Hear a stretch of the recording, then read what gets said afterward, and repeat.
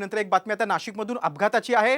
Pimpalgaon toll नाक्यावर ST बसचा भीषण अपघात झाला। या अपघातात 40 प्रवासी जखमी झालेत। भरधाव बसचा ब्रेक फेल झाला आणि त्यानंतर चालकाचं बसवरील नियंत्रण सुटलं आणि ही दुर्घटना घडली। या अपघातात 27 प्रवासी गंभीर जखमी झाले, त्यांच्यावर सध्या रुग्णालयात उपचार सुरू आहेत।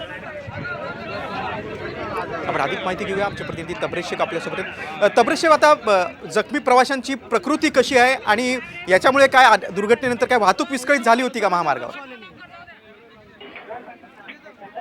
बरोबर आहे। आज दुपारी 4:30च्या सुमारास एसटी बस ब्रेक फेल झाल्यामुळे अपघात झाला आणि अपघातात 23 ते 25 जे प्रवासी होते ते जखमी झालेले आहे।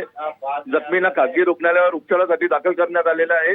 एकूणच जळगाववरून ही बस कल्याणच्या दिशेने जात होती आणि पिंपळगाव बसवंत टोल नाक्यावरच बसचे ब्रेक फेल झाल्यामुळे हे अपघात झाला आहे।